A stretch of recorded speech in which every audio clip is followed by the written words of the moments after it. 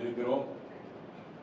அந்த நேரத்தில் திராவிட முன்னேற்ற கழகத்தின் தலைவர் நமது தமிழ்நாடு முதலமைச்சர் திராவிட நாயகன் எங்கள் கழக தலைவர் அவர்களின் ஆணைப்படி தமிழகம் எங்கும் சுற்றித் திரிந்து பல்வேறு தரப்பு மக்களின் கோரிக்கையை கேட்டறிந்து தேர்தல் அறிக்கை தயாரிக்கப்பட்டது. அதில் பல முக்கிய அம்சங்களை ஏற்கனவே நாங்கள் திமுக சார்பாக எடுத்துரைத்திருக்கிறோம். இந்த தேர்தலில் இந்த தொகுதியில் நமது வெற்றி வேட்பாளர் அவர்களின் ஆலோசனையோடு நமது முன்னாள் அமைச்சர் அவர்கள் இங்கே இருக்கிறார். எனது அருமையான நமது மாவட்ட கழக செயலாளர் திரு கார்த்திக் அவர்களும் இருக்கிறார். இனிய நண்பர் நமது பொறுப்பாளர் திரு மகேந்திரன் அவர்களும் இருக்கிறார். இப்படி பல்வேறு இதர மாவட்ட கழக செயலாளர்களோடும் பேசி இன்னும் பல முக்கிய ஸ்பெசிபிக் ரிக்குவயர்மெண்ட், கோவைக்கான ஸ்பெசிபிக் ரிக்குவயர்மெண்ட் எல்லாம் நாங்கள் இங்கே வந்து அதுவும் நான் இங்கே பொறுப்பேற்ற பிறகு நான் சந்தித்த தொழிலதிபர்கள் மற்ற பொதுமக்களிடம் வந்திருந்த அந்த கோரிக்கைகள் எல்லாம் வைத்து இப்பொழுது ஒரு ஆவணத்தை இன்னொரு ஸ்பெசிபிக்கான கோவை ஆவணத்தை ஒரு தேர்தல் அறிக்கையை தயாரித்திருக்கிறோம். மற்ற இயக்கங்களும் இது போன்ற ஆவணங்கள் எல்லாம் தயாரிக்கின்றன. ஆனால் திராவிட முன்னேற்ற கழகத்தின் தேர்தல் அறிக்கையின் மீதுதான் மக்களுக்கு முழுமையான நம்பிக்கை எப்பொழுதுமே உண்டு. உங்களுக்கே நல்லா தெரியும், திராவிட நாயகன் அவர்களின் ஆட்சியில் கடந்த 2.5-3 ஆண்டுகளுக்குள்ளாகவே ஏறத்தாழ 80-90% வாக்குறுதிகளை நிறைவேற்றிய அரசாக திராவிட நாயகன் அவர்களின் அரசு, திராவிட முன்னேற்ற கழகத்தின் அரசு, உதயசூரன் அரசு இன்று திகழ்கிறது. தேர்தல் வாக்குறுதிகளில் சொல்லாத பல விஷயங்களும் செய்து காட்டிய மகத்தான முதலமைச்சராக முதலமைச்சர் அவர்கள் இன்று இருக்கிறார். எனவே அவர்கள் வழியில் வரும் நாங்கள் மிகுந்த பொறுப்புணர்ச்சியோடு மக்களுக்கு எந்தெந்த திட்டங்கள் எப்படி தேவை, அதை உறுதியாக செய்யக்கூடிய திட்டங்கள் எதுவெல்லாம் உள்ளன. ஏன்னா இங்க உறுதி அளித்து விட்டு அப்புறம் செய்யாம விட முடியாது. நாங்கள் இங்கேயும் ஆட்சியில் இருக்கிறோம். ஒன்றியத்தில் நிச்சயமாக அமைய போகும் பிரம்மாண்டமான இந்திய ஆட்சியிலும் திராவிட முன்னேற்ற கழகத்தின் பங்கு இருக்கும். எனவே இந்த நேரத்தில் உங்களுக்கே நல்லா தெரியும், டெல்லியில் ஆட்சி மாற்றம் உறுதி என்பதற்கான அறிகுறி இன்றே டெல்லியில் தெரிந்துவிட்டது. அங்க ஆவணத்தெல்லாம் எரிக்க துவங்கிவிட்டது பாஜக என்ற செய்தி உங்களுக்கு வந்திருக்கும்னு நினைக்கிறேன். இப்போ கூட விஷுவல் எல்லாம் பார்த்தேன் சமீபத்தில் தான். உங்களுக்கே தெரியும், டெல்லியில நார்த் பிளாக்லாம் இந்த மாதிரி தீப்பற்றும் பொழுது அதற்கு என்ன காரணம் என்று உங்களுக்கு தெரியும். ஆட்சியாளர்களுக்கு ஆட்சி மாற்றம் உறுதியாகிவிட்டது என்று தெரிந்துவிட்டது. ஆகவே தான் நாங்கள் ஆவணங்கள் எல்லாம் எரிக்கப்படுகின்றன என்று சொல்கிறார்கள். எனவே அதை கூர்ந்து கவனிக்க வேண்டும். உண்மை நிலவரம் என்ன என்றும் நாம் தெரிந்து கொள்ள வேண்டும். அப்படி டெல்லியில் ஆட்சி மாற்றம் உறுதியாகும் இந்த வேளையில், தமிழகத்தில் நல்லாட்சி நடந்து கொண்டிருக்கும் இந்த வேளையில் கோவைக்கு புதிய விடியல், புதிய உதயம் பிறக்க வேண்டும் என்ற அந்த நோக்கத்தோடு ஓராண்டு காலம் திராவிட முன்னேற்ற கழகத்தின் ஆட்சியில் முதலில் ஓராண்டு காலம் கொரோனா பெருந்தொற்று, அதிலிருந்து மீண்டு வந்த அந்த காலகட்டம், 2.5 ஆண்டு காலத்தில் நாங்கள் ஏற்கனவே சென்ற தேர்தலில் எல்லாம் கொடுத்த வாக்குறுதிகளை நிறைவேற்றிய அந்த பயணம், அதை தொடர்ந்து இப்பொழுது கோவைக்கென்று ஒரு புதிய பரிமாணத்தை, அடுத்த கட்ட பிரம்மாண்டமான வளர்ச்சியை கோவைக்கு கொண்டு வர வேண்டும் என்ற எண்ணத்துடன் தயாரிக்கப்பட்ட ஆவணம் இது. இதை தற்போது வெளியிடுகிறோம். இன்று புக்லெட்டாக இங்கே கொஞ்சம் பேருக்கு நான் கொடுக்குறேன். மீதி எல்லாமே என்வாரன்மெண்ட் கான்சியஸா பிடிஎஃபா உங்க போன்ஸுக்கு வந்துடும். அதே போல் இணையத்திலும் இதை அப்லோட் செய்திருக்கிறோம். எனவே இதை நீங்கள் மக்களிடம் கொண்டு போய் சேர்க்க வேண்டிய பணியை எங்களது அணியும் செய்யும்.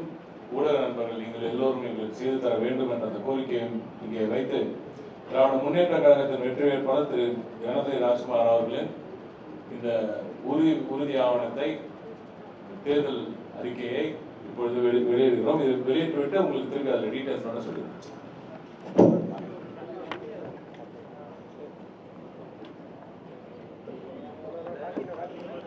பாட்டே போட்டு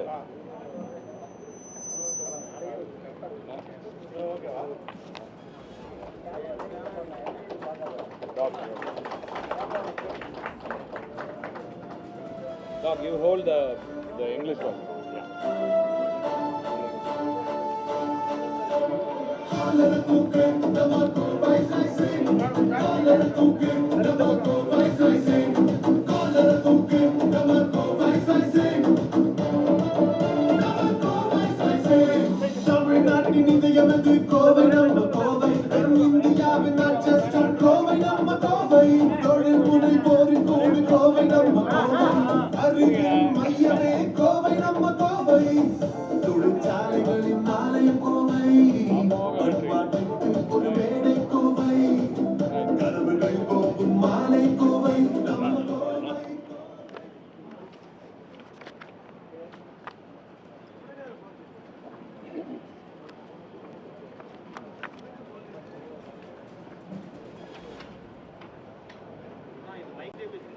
அப்படியே கேட்குதா? அப்படியே கேட்குதுல்ல? நல்லது. இப்போது இந்த டாக்குமெண்ட் பொறுத்த வரைக்கும் பார்த்தீங்கன்னா, ஏன் யாருக்கு உங்களுக்கு ஆடியோ இவங்களுக்கு பிக்கப் ஆகாது? கொஞ்சம் வேணால் கிட்ட வந்துக்காங்க ப்ரெஸ்ஸுக்கு, ஏன்னா இவங்களுக்கு பேசலாம். அதுக்கப்புறம் மாண்புமிகு தமிழ்நாடு முதலமைச்சர் அவர்கள் சென்னை மேயராக இருக்கும் பொழுது ஒரு அற்புதமான திட்டம் சென்னையை ஒட்டுமொத்தமாக டிரான்ஸ்ஃபார்ம் பண்ணக்கூடிய ஒரு திட்டம் சிங்கார சென்னை. சிங்கார சென்னையில் சென்னை அழகுபடுறது மட்டும் இல்லாமல் இன்ஃப்ராஸ்ட்ரக்சரல் க்ரோத் அதில் நிறைய இருந்துச்சு. அப்படி தான் கொண்டு வந்தார். அதை ஒட்டி நாங்கள் எப்பவுமே எங்கள் முதலமைச்சரின் பின்னால் நடைபோடும் நாங்கள். கேட்கணுமா? உங்களுக்கு ரொம்ப எக்கோ அடிக்குதா? இல்லை நீங்கள் இங்கே வந்துருங்க. இங்கே அவங்களுக்கு எடுக்காது. நீங்கள் வேணா இப்படி வந்துருங்க. மின்னுக்கு உட்காந்துருங்க. இப்படி வந்து உட்காந்துருங்க. மாண்புமிகு முதலமைச்சர் அவர்கள் வழியில் வரும் நாங்கள் தொடர்ந்து அவரது சிங்கார சென்னை போலவே, ஏன் நானும் கூட மன்னார்குடியில் இதுவரைக்கும் நான் போட்டியிருக்க தேர்தலெல்லாம் மின்னும் மண்ணை என்ற ஒரு திட்டத்தின் வழியாக மன்னார்குடியின் வளர்ச்சிக்கான உறுதிமொழிகளை தந்து வருகிறேன். அந்த வகையில் சிங்கார சென்னை, மின்னும் மண்ணை, அந்த வழியில் கோவை ரைசிங் என்ற இந்த தலைப்பில் கோவையின் அடுத்த கட்ட பரிணாமத்துக்கான அடித்தளம் இன்று நாங்கள் இடுகிறோம். திராவிட முன்னேற்ற கழகத்தின் தொண்டர்கள் எதை சொன்னாலும் அதை நிச்சயமாக செய்து காட்டுவார்கள் என்ற நம்பிக்கை மக்களிடம் இருக்கிறது. அந்த வகையில் கோவை ரைசிங்கில் முக்கியமாக நகர்ப்புற உட்கட்டமைப்பு மற்றும் நிர்வாகம், சமூக கட்டமைப்பு மற்றும் சுற்றுலா, போக்குவரத்து வசதிகள், காலநிலை மாற்றம் மற்றும் நீர்வளம், கல்வி மற்றும் திறன் மேம்பாடு, தொழில்துறை என்று இதை கிளப் பண்ணியிருக்கோம் சிறு சிறு கிளஸ்டர்ஸாக. ஏன்னா நகர்ப்புற உட்கட்டமைப்பு வசதியில் கோவையின் பல்வேறு, நீங்கள் கடைசியாக நம்ம சொல்லிடுவோம், நீங்கள் டீட்டெயில் பண்ணுறேன். கோவையின் பல உட்கட்டமைப்பு வசதிகள் குறித்த டீட்டெயில்ஸ்லாம் இங்கே கொடுத்துருக்குறோம். அதை நான் ஷார்ட்டாக அப்புறமா உங்களுக்கு படிச்சிடுறேன். அதே போல் போக்குவரத்து வசதிகள், இப்போ எம்எம்எல் மல்டிமோடல் லாஜிஸ்டிக் பார்க் போன்ற பல கட்டமைப்பு வசதிகள், ரயில்வே திட்டங்கள், கோவைக்கு மிக அத்தியாவசியமாக தேவைப்படும் விமான போக்குவரத்து, நமது கோவை விமான நிலைய எக்ஸ்பான்ஷன் திட்டம், கோவை காலநிலை மாற்றத்தில் ஒரு நெட் ஜீரோ டார்கெட் கொடுத்துருக்கோம். அதே மாதிரி கல்வி மற்றும் திறன் மேம்பாட்டில் நிறைய ஸ்கில்லிங் சென்டர்ஸ்க்கான அறிவிப்புகள் இருக்கின்றன. தொழில்துறைக்கு 2 சிப்காட், ஒரு சிறிய சிட்கோ, ஸ்பெஷலாக வெல்டர்ஸ்க்கு தனியாக, நம்ம கிரில் மேனுஃபேக்சருக்கு தனியாக என்று பல திட்டங்கள் அதிலும் இருக்கிறது. எனவே இந்த டாக்குமெண்ட்டை நீங்கள் முழுமையாக படிக்க வேண்டும் என்று நான் கோருகிறேன். விவசாய பெருங்குடி மக்களுக்கு, குறிப்பாக தென்னை விவசாயிகளுக்கு, அவங்களுக்கு இந்த தென்னையிலிருந்து தயாரிக்கப்படும் பொருட்களுக்கான தனி ஒரு சின்ன சிட்கோ ஒன்று உருவாக்கலாம் என்ற அந்த திட்டமும் இங்கே இருக்கிறது. நீங்கள் படித்த இதை வேட்பாளர் அவர்கள் இதை டீட்டெயில்ஸ் இருக்கிறத அவரே படித்து விட்டால் இன்னும் பெட்டராக இருக்கும்னு நினைக்கிறேன். எனவே இந்த மொத்தம் ஹைலைட்ஸ் மட்டும். கோவையில் உள்ள அனைத்து நீர்நிலைகளிலும் நீர் மாசு கட்டுப்படுத்துவதற்கான நடவடிக்கைகள் மேற்கொள்ளப்படுவதுடன் ஏரிகளில் கழிவுநீர் கலப்பதும் தடுக்கப்படும். கோவை மாவட்டத்தில் பன்னோக்கு சர்வதேச கிரிக்கெட் ஸ்டேடியம் கட்டப்படும். கோவை விமான நிலைய விரிவாக்க பணிகள் விரைந்து முடிக்கப்படும். நில உரிமையாளர்களின் கோரிக்கைகளுக்கு தீர்வு காணப்படும். கோவை மெட்ரோ ரயில் திட்டம் விரைந்து மேற்கொள்ளப்படும். முதல் கட்ட பணிகள் உரிய கால நேரத்திற்குள் தொடங்கி முடிவடையும். சிறுவாளி, பில்லூர் ஆறுகள் தூர்வார நடவடிக்கை எடுக்கப்படும். சிறு குறு தொழில் சட்டம் 2006 உள்ள பிரிவு 43BH நடைமுறைப்படுத்தப்படுவதை தவிர்ப்பதற்கான நடவடிக்கைகள் மேற்கொள்ளப்படும். தொழில்நுட்ப ஜவுளித்துறையில் உள்ள சிறு மற்றும் குறு தொழில் நிறுவனங்களின், அதாவது MSME நவீனமயமாக்கல் மற்றும் திறன் மேம்பாட்டிற்கு அரசு மானியங்கள் மூலம் ஊக்குவிக்கப்படும்.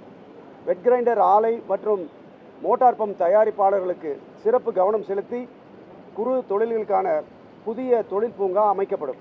இதன் மூலம் அவர்களின் தொழில் சூழலை மேம்படுத்த நடவடிக்கை எடுக்கப்படும்.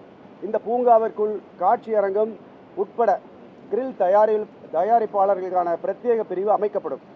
பம்ப்செட் மற்றும் உதிரிபாக தொழில்களில் உள்ள GST பிரச்சனைகளுக்கு தீர்வு காணப்படும். கோவையில் உள்ள அனைத்து நீர்நிலைகளிலும் நீர் மாசு கட்டுப்படுத்துவதற்கான நடவடிக்கைகள் மேற்கொள்ளப்படுவதுடன் ஏரிகளில் கழிவுநீர் கலப்பதும் தடுக்கப்படும்.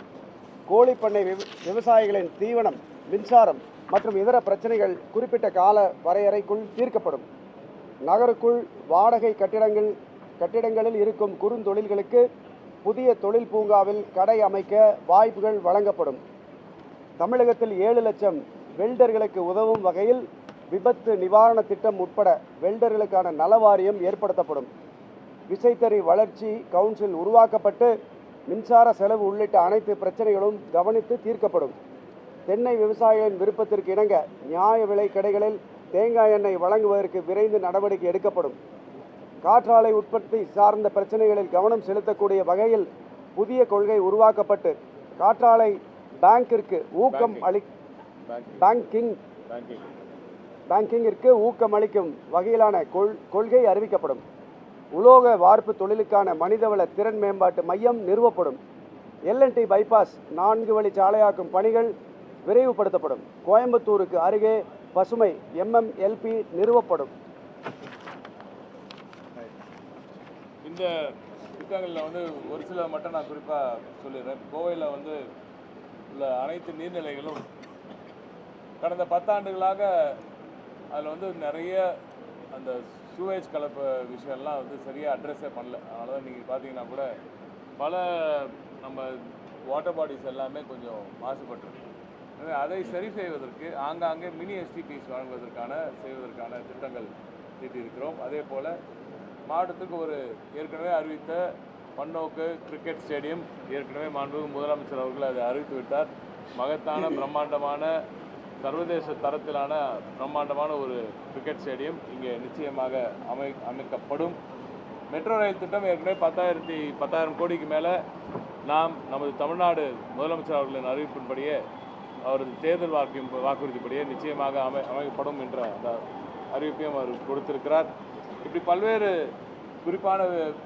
பல்வேறு திட்டங்கள் கோவைக்காக வழங்கப்பட்டுள்ள நிலையில் சிறு குறு தொழில்களுக்கு இந்த GST வந்த பிறகு அவர்களுக்கு ஏற்பட்டிருக்கும் அந்த தாக்கம் மிகப்பெரிய இழப்பு அவர்களுக்கு ஏற்பட்டு வருகிறது. GSTயை ஒட்டுமொத்தமாக ரீவிசிட் செய்வோம் என்று உறுதியளித்திருக்கிறோம். அதை தாண்டி ஒரு சில சிறு குறு தொழில்கள் குறிப்பாக இப்போ நம்ம படித்த மாதிரி வெல்டர்ஸ், நம்ம கிரில் மேனுஃபேக்சரிங் வச்சுக்கோங்க, அவங்களுக்கு வந்து ஒரு தனி தொழில்பேட்டை. இப்போ கிரில் மேனுஃபேக்சரிங்லாம் பார்த்தீங்கன்னா கிரில் கேட்லாம் பண்ணுறவங்களாம் இங்கே கோவைக்குள்ளேயே பல இடத்துல சிறு சிறு கடைகளில் இருக்காங்க. அவங்களுக்கெல்லாம் ஒரு தனியாக ஒரு சிப்காட் மாதிரி அங்கே தனியாக சிப்கோ மாதிரி அமைத்து அங்கே அவர்களை நகர்த்துவதற்கான வேலை. அதே போல் பெருநிறுவனங்கள் விசைத்தறி தொழிலாளர்களுக்கான அறிவிப்புகள். அதே போல் நமது MML மல்டிமோடல் லாஜிஸ்டிக் பார்க் பல பெருநிறுவனங்களுக்கு ஒரு ட்ரை போர்ட், ஒரு லாஜிஸ்டிக்ஸ் பார்க் இங்கே இருக்கணுன்ற கோரிக்கை நீண்ட நாட்களாக இருந்து வருகிறது. அதற்கான தேவை வெகு விரைவில் நிச்சயமாக தீர்க்கப்படும். இப்படி பல்வேறு திட்டங்கள் குறிப்பாக நம்ம வெட் கிரைண்டருக்கும் பம்புக்கும் மிகப்பெரிய பேர் போன ஒரு இடம் நமது கோவை. இந்த கோவையில் அவர்களுக்கும் ஒரு மிகப்பெரிய வளர்ச்சி எதிர்காலத்தில் GSTயிலிருந்து விடுவி பெற்று அவர்களுக்கும் ஒரு கிளஸ்டர்ஸ் எல்லாம் உருவாக்குவதற்கான திட்டங்களும் இந்த அரசாங்கம் நிச்சயமாக முன்வைக்கும். பல்வேறு திட்டங்கள் கொண்ட இந்த டாக்குமெண்ட்டை ஆன்லைனில் நீங்கள் எல்லோருக்கும் பகிரலாம். குறிப்பாக வேறு ஏதாவது கேள்விகள் இருந்தால் நீங்கள் நேரடியாக சொல்லுங்கள். பாஜக தேர்தல் அறிக்கையை 500 நாட்களில் நிறைவேற்றுவோம் 100 வாக்குறுதிகள் அப்படின்னாங்க. நீங்கள் அந்த மாதிரி பழக்கம் இருக்குங்களா? 3000 நாட்கள் ஆச்சா? 3000 எவ்வளோ? 3000 நாட்களுக்கு மேலே ஆச்சு. 3500 நாட்களுக்கு மேலே ஆயிடுச்சு. ஏற்கனவே அவங்க ஆட்சிக்கு வந்து அவங்க ஆட்சியிலேருந்து வெளியே போகிறதுக்கான அறிகுறியும் இன்றைக்கி டெல்லியில் அவங்க ஆவணங்களை எரித்து அதையும் காட்டிவிட்டாங்க. 3500 நாட்களில் அவர்கள் செய்யாததை இன்னும் ஒரு 500 நாட்கள் வேறு தேவைன்னு கேட்பது எந்த விதத்தில் நியாயம் என்று மக்களே கேட்கிறார்கள். ஏன்னால் அவர்கள் கேட்பதில் எந்த நியாயமும் இல்லை, அவர்கள் செய்வதற்கான தகுதியும் அவர்களுக்கு இல்லை. இதுவரை அவர்கள் சொன்னதை செய்ததாக சரித்திரமும் இல்லை. எனவே நிச்சயமாக செய்ய மாட்டார்கள் என்ற அந்த எண்ணம் மக்களுக்கு இருக்கிறது. திராவிட முன்னேற்ற கழகத்தை பொறுத்தவரை நாங்கள் இதுவரைக்கும் சொன்னதை எல்லாம் செய்திருக்கிறோம் என்ற அந்த ட்ராக் ரெக்கார்டு இருக்குது மக்கள்கிட்ட. ஏன்னா அதை பார்த்தார்கள் என்றால் யார் மேலே நம்பிக்கை வரும் என்றது மக்கள் முடிவு செய்து கொள்வார்கள். திமுக ஓட்டுக்கு 500 அப்படின்னு சொல்லி போட்டுருக்காங்க சொல்லி மறுமலர்ச்சி மக்கள் இயக்கத்தினுடைய தலைவர் தேர்தல் புகார் பண்ண கொடுத்துருக்காரு. தோல்வி பயத்தில் இருக்கிறவங்கலாம் 1008 புகார் கொடுப்பாங்க. எல்லாத்தையும் உட்காந்து பதில் சொல்லுவாங்க.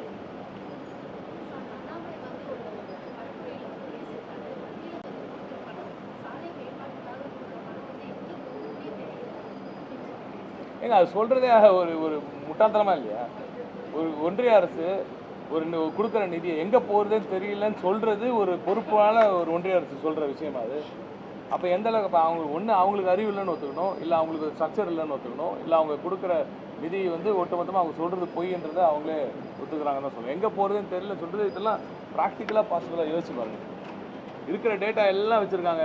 இன்றைக்கி ஒட்டுமொத்த மக்கள் தமிழக மக்கள் என்ன சாப்பிட்றாங்க, ஒட்டுமொத்த இந்தியாவில் மக்கள் என்ன சாப்பிட்றாங்க, என்ன உடுத்துறாங்க, என்ன பேசுகிறாங்கன்ற வரைக்கும் ஒட்டு கேட்குற வரைக்கும் வேலையை பண்ணிகிட்டு இருக்காங்க அவங்க. அப்படிப்பட்டவர்களுக்கு ஒன்றிய அரசு நிதி வந்து எங்கே போகுது தெரியாமல் இருக்குமா? இப்போ சொல்கிறதுல ஏதாவது அர்த்தத்தோடு சொல்லணும். எதை வேணால் பெதற்றி போகக்கூடாதுல்ல, அந்த வேலையை தான் செஞ்சுட்ருக்காங்க. எழுந்துக்க சொல்லுங்கள், முழிச்சுக்க சொல்லுங்கள், மேலே தூக்கிட்டே இருந்தால் அப்படி.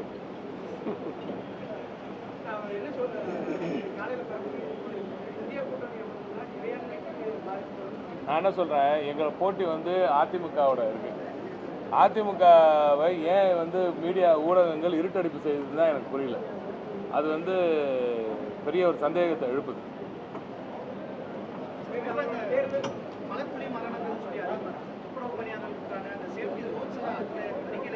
ஏற்கனவே பல முறை அது நம்ம திமுக சார்பில் நம்ம ரொம்ப தெளிவாக இருக்கும்.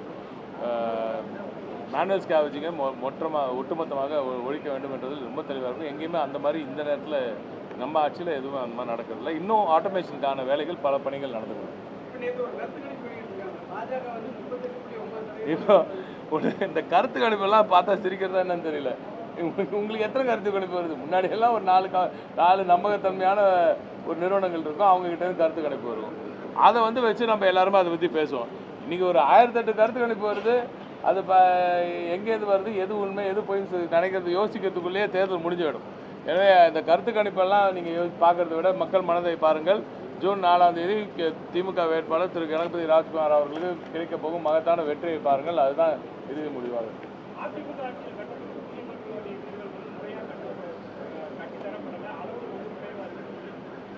உண்மை, அதிமுக ஆட்சியில் நடந்த பல்வேறு கட்டுமான பணிகள் மிக மோசமான தரம் குறைந்த கட்டுமானங்களாக இருந்திருக்கின்றது என்று உங்களுக்கு நன்றாக தெரியும். பொதுமக்களும் அதை பார்த்துருக்கிறார். சென்னையும் சரி, பல்வேறு மாவட்டங்கள், ஏன் எங்கள் மாவட்டத்திலே கூட கட்டப்பட்டு 6-7 வருஷம் ஆன கட்டிடங்கள் எல்லாம் மிக மோசமான நிலையில் இருக்கின்றன. எனவே தரமற்ற கட்டுமானத்துக்கு பேர் போன அதிமுக இதை தொடர்ந்து செய்துதான் கொண்டு இருக்கிறது. என்ன செய்வது, அதையும் இப்போ சரி செய்ய வேண்டிய சூழ்நிலையில் திராவிட முன்னேற்ற கழகம் இருக்கிறது. நிச்சயம் நமது முதலமைச்சர் இருக்கிறார், அதை நிச்சயமாக சரி செய்வார்.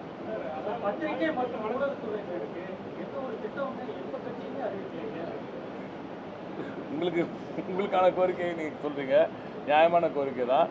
திராவிட முன்னேற்ற கழகத்தின் தலைவர் தான் வாரியத்தின் வழியாக பல திட்டங்களை, முக்கிய திட்டங்களை கொடுத்து கொண்டிருக்கிறார். இன்ஃபேக்ட் உங்களுக்கே நல்லா தெரியும், 10 ஆண்டுகளாக பத்திரிகையாளர்களே சந்திக்காமல், 10 ஆண்டுகளாக நேரடியாக ஒரு ப்ரெஸ் மீட் இந்த மாதிரி நடத்தாத ஒரு பிரதமர் நாட்டில் இருக்கும் பொழுது ஒன்றியத்திலிருந்து எந்த ஒரு பெரிய திட்டங்களும் உங்களுக்கு வராத நிலையில் திராவிட முன்னேற்ற கழகத்தின் வாக்குறுதிகளான பத்திரிகையாளர்களுக்கு நாங்கள் கொடுத்த வாக்குறுதிகளாக நிச்சயமாக திராவிட நாயகன் அவர்கள் நிறைவேற்றுவார். அதில் எந்த கவலையும் இல்லை.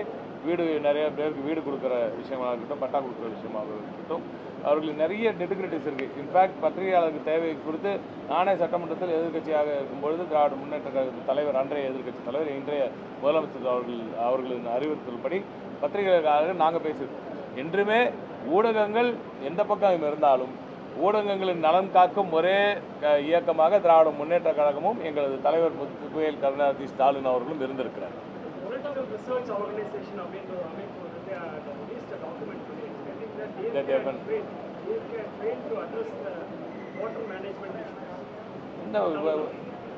Water management, in fact, even today, we are regularly monitoring what is the supply coming into Goa. இன்னைக்கு 250 ml, ஈவன் இவ்வளோ பெரிய வறட்சி இருக்கும்போதும் 250 ml இல்லை 241 ml, I can even show you. 250 இல்லை 241 we have reached. ஸோ இவ்வளோ பெரிய வறட்சி காலத்துலேயும் இப்படி அழகாக மேனேஜ் பண்ணிட்டு இருக்குது திராவிட முன்னேற்ற கழகத்தின் ஆட்சியில் மட்டும்தான் அது நடக்கும். ஏன்னா சிறப்பான ஆட்சி, சிறப்பான கவர்னன்ஸ் இன்பிளேஸில் இருக்கிறதுனால அதெல்லாம் நடக்குது.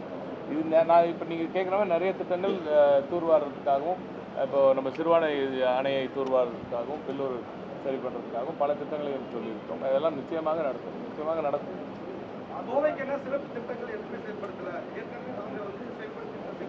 எது இவங்க 4 குச்சியை நட்டுட்டு போனாங்க, அதான் சொல்கிறேன், அவங்க வந்து 4 குச்சியை நட்டுட்டு போனாங்க. ஒட்டுமொத்தமாக அனைத்து வளர்ச்சி திட்டங்களுக்கும் நிதியை ஒதுக்கி அந்த வளர்ச்சி திட்டங்களை அறிவிப்போடு நிறுத்திவிடாமல் அதை வந்து மக்களுக்கான இன்ஃப்ராஸ்ட்ரக்சராக மாற்றி கொண்டு இருக்கும் ஒரே இயக்கம், ஒரே ஆட்சி திராவிட முன்னேற்ற கழகத்தின் ஆட்சி தான். அது இன்று மட்டும் அல்ல, 2005 வந்து 5-6 அவங்க கடைசி நேரத்தில் தேர்தல் வருதுன்றதுக்காக கண்டதெல்லாம் அறிவிச்சுட்டு போனாங்க. அதெல்லாம் கூட அறிவிப்பாக மட்டும் இருந்துக்கூடாதுன்னு சொல்லிட்டு ஆட்சிக்கு வந்த பிறகும் யார் அறிவித்ததாக இருந்தாலும் பரவாயில்ல, முக்கியமான திட்டங்களாக இருந்தால் அதை நிச்சயமாக திராவிட முன்னேற்ற கழகம் செய்யும் என்று 6-11 நாங்கள் என்னெல்லாம் திட்டங்களை செய்தோம்ன்றதெல்லாம் மக்களுக்கு தெரியும். அதை தாண்டி இப்பொழுதும் அவங்க தேர்தல் வருதுன்ற நேரத்தில் அந்த நேரத்தில் அறிவிச்சுட்டு போன திட்டம், அறிவிச்சுட்டு பாதி நிதியை கூட ஒதுக்காமல் போன திட்டம், நில எடுப்பு கூட நடக்காமல் இருந்த திட்டங்கள் எல்லாம் எல்லாத்தையும் கூட இப்போ திராவிட முன்னேற்ற கழகம் தான் செய்து கொண்டு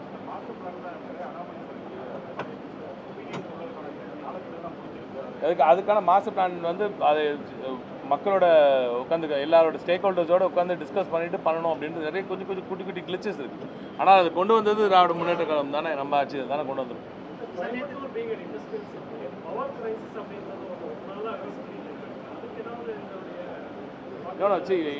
திராவிட முன்னேற்ற கழகத்தின் ஆட்சி தான் அமேசிங் இண்டஸ்ட்ரியல் க்ரோத். எப்போவுமே நீங்கள் பார்த்தீங்கன்னா 2006, 2011 கலைஞர் அவர்களின் பொற்கால ஆட்சியாக இருக்கட்டும், இன்றைய 3 ஆண்டுகளில் 10 லட்சம் கோடி ரூபாய்க்கான முதலீடை கொண்டு வந்து சேர்த்திருக்கும் திராவிட நாயகன் அவர்களின் ஆட்சியாக இருக்கட்டும்.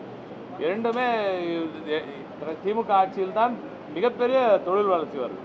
நம்ம என்ன ஆயிடுதுன்னா, நடுநடுவில் இந்த அதிமுக ஆட்சி வர காலத்தில் எந்த ஒரு திட்டமிடலும் இல்லாமல் பெரிய பவர் செக்டர் க்ரோத் இல்லாதனால, பவர் இன்ஃப்ரா எதுவும் உருவாக்கப்படாதனால, அந்த நேரத்தில் திட்டமிடல் இல்லாதனால கொஞ்சம் இந்த லேக் இருந்துட்டு வருது. பட் நம்ம திமுக ஆட்சி வருது, மிகப்பெரிய இன்வெஸ்ட்மெண்ட்ஸ் கொண்டு வரோம், மிகப்பெரிய பூம் வருது. அதை ஈடுகட்டுற அளவுக்கு பவர் இன்ஃப்ராவும் வரணும். ஆனால் இந்த முறை நிச்சயம் அதுக்கான ஒரு திட்டமிடலாம் முன்னாடியே செய்யப்பட்டு நிறைய சோலார் இன்ஃப்ரா கொண்டு வந்திருக்கோம். புதிய இந்த ரினியூவபிள் எனர்ஜியில் பெரிய திட்டங்கள் எல்லாம் வந்து கொண்டு இருக்கின்றத. இன்ஃபேக்ட் ரினியூவபிள் எனர்ஜிக்கு ஸ்டோரேஜ் ரொம்ப முக்கியம். ஸோ ஸ்டோரேஜும் நாங்கள் பிளான் பண்ணிட்டு இருக்கோம். நல்லபடியான லாங் டேர்ம் பிளானிங், பவருக்கான பிளான் ஏற்கனவே இன் பிளேஸ். அதற்கான புதிய திட்டங்கள் நிறைய ஏற்கனவே சைன் பண்ணியிருக்கோம், ஜிம்மில் கூட சைன் பண்ணியிருக்கோம். அதெல்லாம் வரப்போகுது. அஃப்கோர்ஸ் இது வெரி ஷார்ட் ஸ்பேனில் இப்போது ரினியூவபிள் எனர்ஜிக்கு தான் ரொம்ப ஷார்ட் ஸ்பேனில் கொண்டு வர முடியும். அது கொண்டா இண்டஸ்ட்ரியோட டிமாண்டை மேட்ச் பண்ணுறோம். இவ்வளோ திட்டங்கள் வரும்போது அவ்வளோ எனர்ஜி டிமாண்ட் இருக்கும். ஸோ அந்த எனர்ஜி டிமாண்டை மேட்ச் பண்ணுறதுக்கான பவர் இன்ஃப்ராவும் இன் பிளேஸாக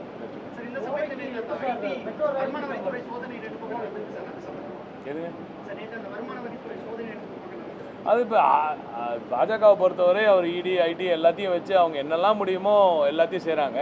பட் இனி வரும் காலங்களில், இனி அடுத்து வரும் ஒரு சில நாட்கள்லாம் அதெல்லாம் முழுசாக குறைஞ்சிடும்னு நினைக்கிறேன். ஏன்னா ஐடி இடி எல்லாருமே இப்போ அவங்களும் புரிஞ்சுப்பாங்க. அடுத்த ஆட்சி மாற்றம் வரும். அந்த நேரத்தில் நாம் யாராவது இன்றைக்கி இருக்கிறவங்க கிட்ட அவங்க சொல்கிறதெல்லாம் கேட்டுட்டு ஏதோ ஆடிட்டோன்னா அடுத்து வர ஆட்சியாளர்கள் நிச்சயமாக சரியான முடிவை எடுத்து தவறாக செயல்பட்ட அதிகாரிகள் மீது நடவடிக்கை எடுப்பார்கள் என்ற அந்த பயம் இனி அதிகாரிகளுக்கும் வரும் என்று நான் நம்புகிறோம். நிச்சயமாக இனி வரும் காலங்களில் அது குறைவதற்கான வாய்ப்புகள் இருக்குது. ஏன்னா Delhi is burning, BJP is burning files already.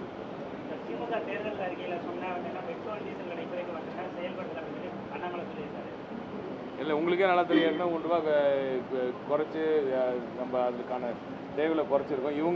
இவங்கள மாதிரி ஏற்றிட்டு குறைச்சதில்லை.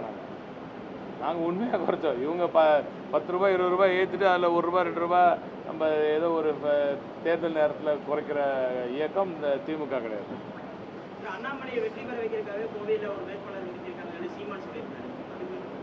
அவர் ஏதாவது சொல்லிட்டே இருப்பாருங்க. அதுக்கெல்லாம் சார் மெட்ரோ ரயில் திட்டம்னா நம்ம திமுக சொல்லிட்டா செய்வோம், அவ்வளோதான். அது எப்போன்றது நாங்கள் ஆஸ் சூன் அஸ் பாசிபிள் இமீடியட்டாக அதுக்கான திட்டமிடல் ஏற்கனவே ஆரம்பித்தாச்சு. அது மட்டும் இல்லை, ஒரு நம்ம அதை வந்து திருப்பூருக்கு எக்ஸ்டெண்ட் பண்ணணுமா இல்லையா அப்படின்ற ஒரு பேச்சுவார்த்தை இப்போ அதுவும் வந்து டிஸ்கஷனும் போயிட்டுருக்கு. எனவே அந்த திருப்பூர் எக்ஸ்டென்ஷனும் யோசிச்சுட்டு இருக்கோம். அந்த லெவலுக்கு இருக்கும். ஸோ நீங்கள் யோசிக்க வேண்டாம். இன்ஃபேக்ட் திமுக ஆட்சியில் தான் இப்போது பரந்தூர் விமான நிலையம் எக்ஸ்பேன்ஷன், பரந்தூர் புதிய விமான நிலையம் வரும்பொழுது கூட 2050 அதுவுமே 2050-60 அதுவுமே ஃபுல்லாகிறதுக்கான அளவுக்கு நம்மளோட க்ரோத் இருக்கும், தமிழ்நாடோட க்ரோத்.